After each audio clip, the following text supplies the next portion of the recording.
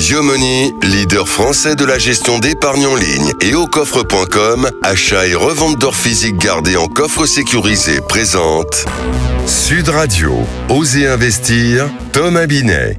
Suite de vos rendez-vous économiques, comme chaque week-end avec Thomas Binet, au programme d'Oser investir, mon cher Thomas. Maxime, et si les grandes décisions financières commençaient par de toutes petites sommes, c'est quelques euros qu'on ne voit pas, mais qui accumulés changent tout. On parlera aussi d'un moment clé dans une vie financière après 60 ans. Faut-il encore investir ou simplement sécuriser ses actifs? Avec Tonley Le Guénédal, cofondateur de Scarlett, comment transformer un patrimoine en revenus concrets? Et puis un levier puissant pour les entrepreneurs, vendre son entreprise sans payer immédiatement d'impôts. Oui, vous avez bien entendu, sans payer immédiatement d'impôts. Eh bien, la seule condition, c'est réinvestir. Et c'est Sabine Tellier, notre conseillère en gestion de patrimoine, qui est sur le plateau pour nous en parler. Et on verra avec elle aujourd'hui l'avantage fiscal qui existe toujours, mais il se mérite.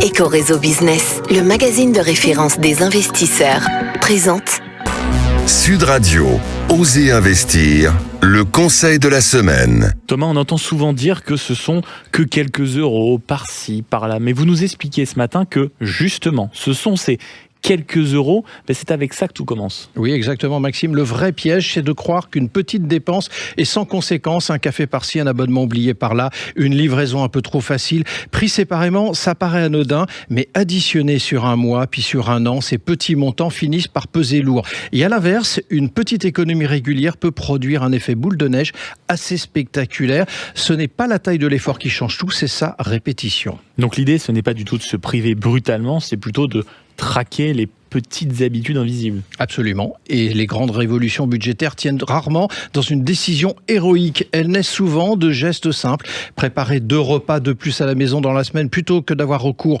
aux livraisons à domicile. Comparer ses assurances, couper un service qu'on n'utilise plus, automatiser un petit virement vers l'épargne. Bref, l'argent fonctionne un peu comme une pente. Quand on commence à aller dans le bon sens, même doucement, le mouvement s'amplifie. Et psychologiquement, ça change quoi de voir ces petites économies quand même au bout d'un moment s'accumuler? Eh ben, ça change presque tout, Maxime, parce qu'on reprend la main. Souvent, les gens pensent que mieux gérer leur budget demande d'être un expert ou être très discipliné. En réalité, ce qui donne confiance, c'est de voir une preuve concrète que ça marche. Quand on économise 10 euros, puis 20, puis 50, on n'a plus l'impression de subir. On entre dans une dynamique positive et cette dynamique peut ensuite financer des choses très concrètes. Un matelas de sécurité, un projet ou simplement moins de stress à la fin du mois. La boule de neige, même si elle est petite, elle finira par changer votre paysage personnel. Haussmann Executive Search, leader du recrutement sur les métiers de la finance et de l'immobilier, présente Sud Radio, Osez investir, l'invité. Thomas, pour conclure ce deuxième rendez-vous économique, nous sommes avec Tonley Le Guénédal, cofondateur de Scarlett et spécialisé dans l'accompagnement financier des plus de 60 ans, que ce soit par exemple pour leur assurance, leur budget ou leur patrimoine. Et vous allez dialoguer avec lui. Bonjour Tonley Le Guénédal.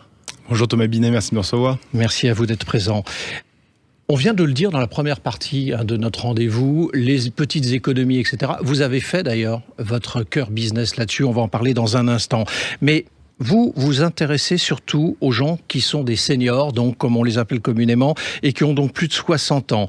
Alors après 60 ans, Tonley Le Guénédal, est-ce qu'on investit encore ou est-ce qu'on sécurise avant tout? C'est quoi la priorité pour cette catégorie de personnes?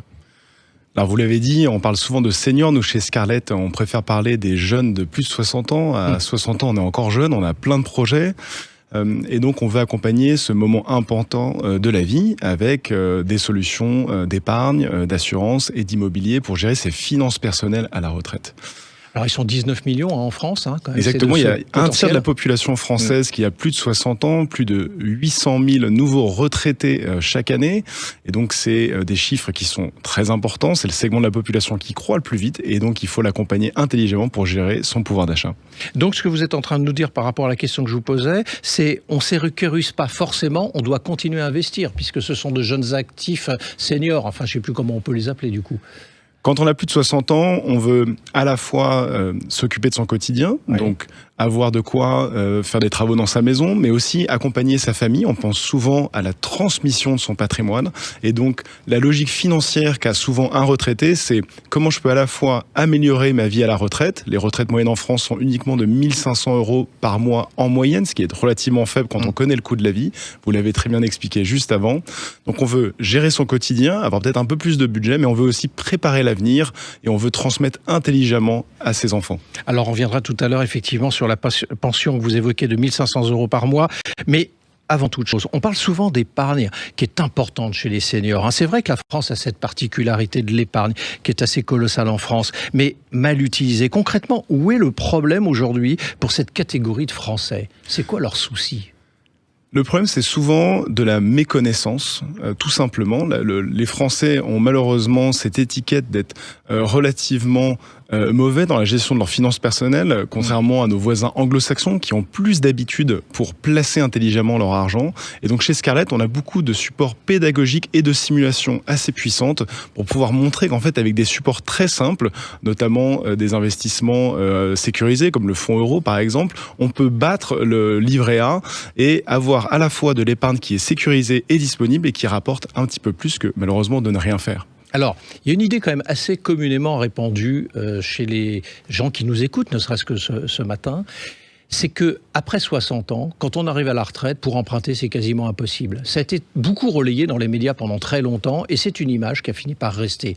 Vous dites que c'est possible.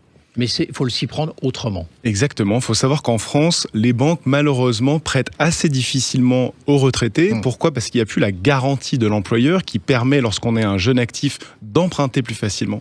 À nouveau, chez Scarlett, nous, on a cherché toutes les solutions pour aider les plus de 60 ans et on a trouvé un levier hyper puissant qui s'appelle le prêt hypothécaire.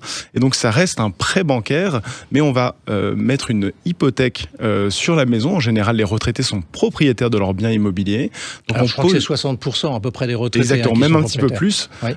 Donc on a cette chance d'être massivement propriétaire à la retraite en France. Malheureusement, les Français propriétaires de plus de 60 ans utilisent peu leur maison comme levier pour aller voir leur banquier et leur demander un prêt.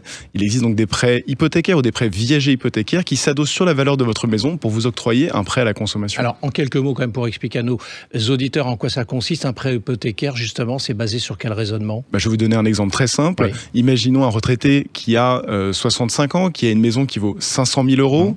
La banque va prêter jusqu'à 50% de la valeur de la maison. Et donc si votre maison vaut 500 000 €, le prêt peut aller jusqu'à 250 000 €. Donc c'est un prêt qui peut être très conséquent, mais ça peut être aussi des sommes inférieures. Vous utilisez l'argent comme vous le souhaitez, c'est un prêt à la consommation. Et la banque a pris donc une garantie sur votre bien immobilier. Alors avec une pension moyenne, vous l'avez dit il y a un instant, et je reviens dessus, autour des 1 500 € par mois, comment réellement augmenter son pouvoir d'achat après 60 ans ? Vous devez nous donner une piste, est-ce qu'il y en a d'autres ? Alors, il y a une piste qu'on aime beaucoup chez Scarlett qui est primordiale, c'est vos assurances. Vous en avez parlé dans votre introduction. Les assurances, surtout à la retraite, peuvent coûter très cher. Il y en a notamment l'une d'entre elles qui est extrêmement importante, qui est la mutuelle santé, donc l'assurance qui couvre vos soins à la retraite. Et souvent, c'est une mutuelle qui va coûter jusqu'à 1 500 € par an. Et donc, nous, on a développé des algorithmes qui permettent de trouver instantanément la meilleure mutuelle en fonction de votre profil et donc économiser de l'argent puisque vous allez juste payer ce qu'il faut. Alors, pour que ça soit très clair aussi pour ceux qui nous écoutent ce dimanche matin, vous n'êtes pas une assurance, vous êtes un courtier, donc un intermédiaire, un tiers de confiance, là aussi très probablement par rapport à cette approche, c'est-à-dire que vous mettez en relation vos clients qui sont des particuliers avec des mutuelles et vous cherchez pour eux, eu égard à l'algorithme que vous avez expliqué à l'instant, la meilleure solution de mutuelle, la plus adaptée pour pas qu'ils dépensent inutilement en frais de santé. Exactement, nous sommes du côté du jeune de plus de 60 ans, du côté de l'assuré, et on va essayer de lui trouver la meilleure solution possible, soit pour ses assurances, ou ses prêts bancaires, ou son épargne. Donc on est un intermédiaire, un tiers de confiance. On est d'ailleurs gratuit pour les seniors qui nous écoutent. Utilisez Scarlett, c'est gratuit pour trouver la meilleure assurance et la meilleure solution de prêt. Nous, on va être rémunéré, in fine, par soit la banque, soit l'assureur. Alors, vous évoquez également le rachat de crédit. Il y a beaucoup de seniors qui arrivent à la retraite avec beaucoup de crédit qui fait que vous leur proposiez ce regroupement. Oui, il faut savoir que les seniors arrivent souvent avec plusieurs crédits à la retraite. Vous avez pris un crédit pour acheter votre voiture il y a 15 ans. Vous avez pris un crédit pour votre résidence principale. Vous avez pris un crédit pour faire des travaux complémentaires dans votre maison. Vous arrivez à la retraite avec plusieurs crédits et, on l'a dit, une retraite moyenne qui est relativement basse à 1 500 € par mois. Ce que fait Scarlett, c'est qu'on trouve le moyen de réunir l'ensemble de vos crédits en un seul. Ça s'appelle le regroupement de crédits. Et évidemment, le jeu ensemble, ça va être de trouver une mensualité qui va être plus basse que la somme de vos crédits individuels. Alors, pour ceux qui nous écoutent, ils se disent, tout ça c'est parfait, mais qui paye en fait votre service, vos prestations? Votre modèle économique est basé sur quel raisonnement de ce côté-là? Le raisonnement est très simple, c'est gratuit pour les plus de 60 ans et c'est la banque ou l'assureur qui va avoir, grâce à nous, un nouveau client qui va nous rémunérer. Donc gratuit pour ceux qui nous écoutent et qui sont des particuliers qui pourraient être intéressés par vos services. Exactement. Alors, une question quand même aussi, quelle est la plus grosse erreur financière? Vous avez du recul maintenant sur vos clients. Quelle est la plus grosse erreur financière que font les seniors et comment pourrait-on l'éviter? Alors la première erreur, on en a un petit peu parlé tout à l'heure, c'est de ne rien faire. De conserver la mutuelle qu'on a eue lorsqu'on est sorti de sa précédente entreprise, qui est en général mal calibrée par rapport à ses besoins et qui coûte cher. Pardon de vous interrompre, oui. Ça voudrait dire, si je vous entends bien, qu'il faudrait, au moment où on arrive à la retraite, voire peut-être 1 an ou 2 ans avant, faire un vrai bilan de sa situation pour savoir exactement ce qui est utile, inutile, accessoire et très coûteux. Vous avez utilisé le bon mot, c'est un bilan. Scarlett est un acteur 360 des finances personnelles. On permet aux retraités de faire des bilans à la fois sur leurs assurances, mais aussi sur leur patrimoine. Comment j'utilise intelligemment mon patrimoine pour à la fois mieux vivre pendant ma durée à la retraite, mais aussi pour permettre de transmettre intelligemment à mes enfants cette notion de bilan dont l'autre invité qui est là aujourd'hui, CGP, connaît sûrement très bien. Ces bilans patrimoniaux, ils sont essentiels à la retraite et Scarlett les propose aussi. Merci à vous. Merci beaucoup, Tony Le Guénédal, d'être passé du côté d'Oser Investir. Et je rappelle que vous êtes le cofondateur de Scarlett, dont on a longuement parlé.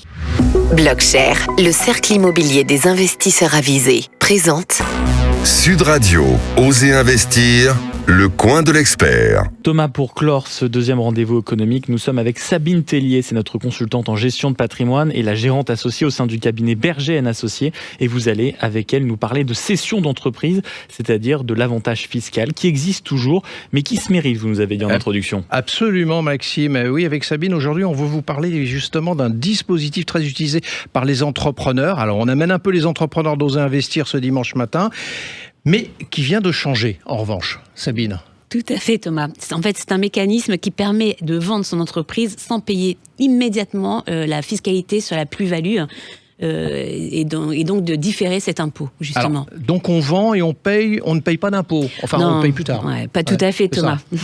En réalité, on peut reporter juste l'impôt à condition de réinvestir tout l'argent du capital dans des dispositifs. Alors, est-ce que vous avez un exemple concret pour illustrer ce propos? Bien sûr, c'est très simple. Par exemple, vous vendez votre société 1 million d'euros et sans ce dispositif, en fait, vous payez de la fiscalité sur cette plus-value. Mais si, avec ce mécanisme, vous pouvez en fait garder toute la somme et la réinvestir pour éviter cela, justement. Donc, ça devient un véritable levier? Exactement, c'est un véritable levier, mais la loi de finances 2026 a un tout petit peu changé cela. Oh, vous me surprenez. Bon, alors qu'est-ce qui change, du coup, Sabine?